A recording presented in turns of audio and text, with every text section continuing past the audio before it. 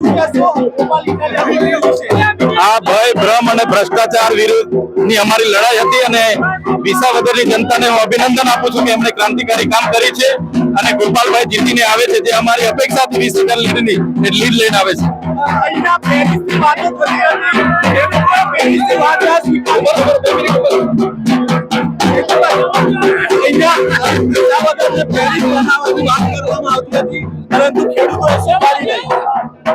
જે વિસાવદરને પેરિસ બનાવવાની વાતો હતી, હજારો કરોડ રૂપિયા ભેટ આપવાની વાતો હતી, પણ ખરેખર વિસાવદરની જનતાને અભિનંદન આપું છું કે એમણે આવા કોઈ પણ વચનોમાં આવ્યા વગર, ખોટા વાયદાઓમાં આવ્યા વગર ભય, ભ્રષ્ટાચાર અને ભૂખ સામેની લડાઈમાં ગોપાલભાઈને જીતાડ્યા છે।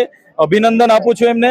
અને જે રીતના ભારતીય જનતા પાર્ટીની યુઝ એન્ડ થ્રોની નીતિ છે, એમનો અહમ છે, એ આજે તૂટી ગયો છે। તમે જોયું હશે જવાહર ચાવડા હોય, હર્ષદ રીબડિયા, ભૂપત ભૈયાણી હોય, એવા ગુજરાતના સારા સારા કેટલા નેતા ભારતીય જનતા પાર્ટી લઈ ગઈ અને એમને ખૂણે મોકલી દી આપ્યા। એનું આ પરિણામ છે, એનો બદલો વિસાવદરની જનતાએ લીધો છે।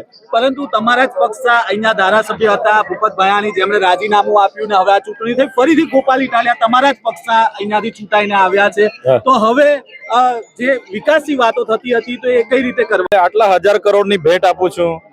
ખુદ કિરીટભાઈ પટેલ કહેતા હતા હું પેરિસ બનાવી દઈશ, 1000 કરોડની હું ભેટ આપીશ। તો તમે 30 વર્ષ કર્યું શું આ જનતા જાણી ગઈ। એવી રીતના જો ગુજરાતની તમામ જનતા જો જાણી જશે તે દિવસે ગુજરાતમાં પરિવર્તન આવશે। પણ સીઆર પાટીલ તો એમના ભાષણમાં એવું કહેતા હતા કે સત્તા સાથે નથી રહ્યા એટલે અહીંયા વિકાસ થતો નથી। અમે બી સત્તાની વિરુદ્ધમાં જ છે, વિપક્ષમાં જ છે। આજે તમે મારું તમામ કામગીરી જોઈ લો, ઓનલાઈન હમણાં તો બતાવે છે, મનરેગા જોઈ લો, આવાસનું જોઈ લો, સોલારની યોજના જોઈ લો, બોર મોટર, રોડ રસ્તા।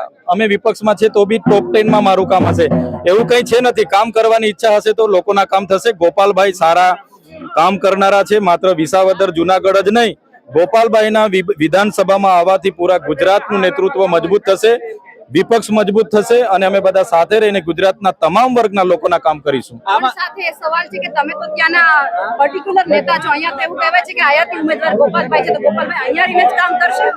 ગોપાલભાઈ અહીંયા પોતાના કાર્યાલયો પણ રાખવાના છે, પોતાનું મકાન પણ લીધું છે અને ગોપાલભાઈ અહીંના લોકોની વચ્ચે રહીને એમના નાના નાના પ્રશ્નો, જે પણ પીવાના પાણી, રોડ, રસ્તા, જે પણ ભૌતિક સુવિધાના કામો હોય, રીસર્વેની બાબતો હોય, આ વિસ્તારમાં પાક વીમાની વાતો હોય કે તમામ બાબતો હોય, જે પણ ભ્રષ્ટાચારો થયા છે, તમામ બાબતો ગોપાલભાઈ લોકોની વચ્ચે રહીને કામ કરશે। એફિડેવિટ યાદ હશે ને ગોપાલભાઈને? ભૂલાઈ નહીં જાય? બિલકુલ। 800 દિવસની અંદર અમે જે પ્રકારે ભારતીય જનતા પાર્ટીએ વાયદા વચનો આપ્યા હતા કે હજારો કરોડના અમે કામો કરીશું, અભિનંદન આપું છું વિસાવદરની જનતાને કે એમણે જાકારો આપ્યો છે, એમની નીતિને જાકારો આપ્યો છે, એમના અહમને તોડ્યું છે। ત્યારે અમે તો નાના માણસો છે, તમે જોયું હશે મારા મત વિસ્તારમાં જે પ્રકારે હું કામ કરું છું, ગોપાલભાઈ પણ એમના મત વિસ્તારમાં કામ કરશે અને ગુજરાત વિધાનસભામાં અમે સમગ્ર ગુજરાતના લોકોને એક વિપક્ષ તરીકેની ભૂમિકામાં રહીશું। ભૂપત ભૈયાણી વખતે જે સવાલો ઉઠ્યા હતા તે હવે ગોપાલ ઇટાલિયા વખતે ઉભા થશે?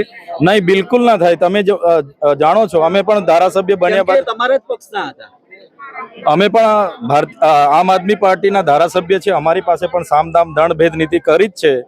એમની ગાડીઓ ઘરે લેવા આવતી હતી ને ઘરેથી લઈને અમને જતી હતી, જેલો પણ થઈ ગઈ, તો અમે નથી ઝૂક્યા। એવી રીતના ગોપાલભાઈ પણ લીડર છે, નીડર છે અને ભણેલા ગણેલા છે અને લોકોના પ્રશ્નોને વાચા આપે છે, એટલે ક્યારેય ગોપાલભાઈને તૂટવાનો સવાલ પેદા થતો નથી। મજબૂતની વાત આવે છે, સવાલ એ પણ છે કે ઉમેશભાઈ આજે કે દેખાયા નથી। ઉમેશભાઈ સાથે મારે, હું દળનો નેતા છું, એના રૂએ હું વાતો કરું છું। ઉમેશભાઈ અહીંયા પ્રચારમાં આવી નથી શક્યા, પણ કડીમાં પોતે પ્રચારમાં ભાગ એમણે લીધો છે। પણ મજબૂત તો અહીંયા હતું કે અહીંયા એમને સૌથી વધારે જરૂર હતી આમ આદમી પાર્ટીને જીતાડવાની, ત્યાં તો એવું જ હતું કે ભાજપ અને કોંગ્રેસ જ છે।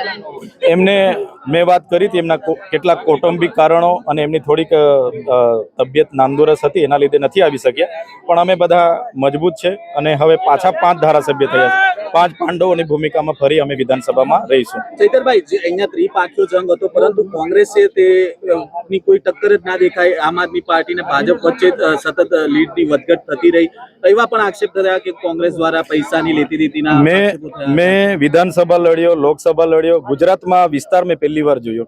હું જેટલા પણ દિવસ અહીંયા કેમ્પેનમાં રહ્યો તો ભાજપ એવું કહે કે ભાઈ કોંગ્રેસના મત જેમ બને વધારે આવવા જોઈએ, કોંગ્રેસને મદદ કરો. ભાજપે કોંગ્રેસને બધી રીતે આર્થિક રીતે પણ મદદ કરી અને કોંગ્રેસે પણ એમની તમામ સભાઓમાં એ શક્તિસિંહ ગોહિલ હોય, પરેશભાઈ ધનાણી હોય, બધાએ ગોપાલભાઈને ટાર્ગેટ કર્યો છે. ક્યાંય કિરીટ પટેલને ટાર્ગેટ કોઈએ કર્યો નથી.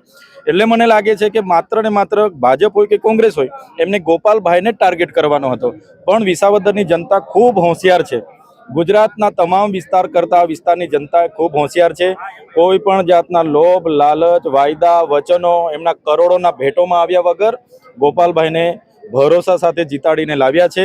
અને કોંગ્રેસને તો ગાલ પર એવી તમાચો માર્યો છે કે કોંગ્રેસના ગાલ આજે લાલ થઈ ગયા છે. આમ આદમી પાર્ટીમાં વધુ એક ધારાસભ્ય હવે વધારો થયો છે, તો હવે આમ આદમી પાર્ટી કઈ પ્રકારે આગામી સમયમાં કામ કરશે મૂળ સૌરાષ્ટ્રમાં જે પકડ જે બનાવી છે? ગોપાલભાઈ અમારા પૂર્વ ગુજરાત પ્રદેશના નેતા છે. એમની આગેવાનીમાં ઈસુદાનભાઈની આગેવાનીમાં અમે 2022 લડ્યા છે. ગોપાલભાઈના આવવાથી સમગ્ર ગુજરાતનો માહોલ બનશે અને તાલુકા જિલ્લા પંચાયત હોય, આવનારી વિધાનસભા અમે પૂરી મજબૂતાઈથી લડીશું. આપના માધ્યમથી ગુજરાતના એવા સારા લોકો હોય કે રાજનીતિમાં આવીને લોકોની સેવા કરવા માંગતા હોય એમને પણ હું અપીલ કરું છું કે સૌ આપણે સાથે મળીએ, ચાહે ભાજપના હોય, કોંગ્રેસના હોય, જેમને આ લોકોએ દૂર કર્યા છે, સાઇડ લાઈન કરી છે, એવા પણ સારા માણસો આવે આમ આદમી પાર્ટીમાં. અમે બધા સાથે મળીને આવનારી 27માં પરિવર્તન લાવવા માંગીએ છીએ. આપણી સાથે જોડાયા હતા. અહીંયા દ્રશ્ય બતાવીશ કે અહીંયા ગરબા રમી રહ્યા છે. વૈષ્ણવજન તો તેને કહીએ જે પીડ પરાઈ.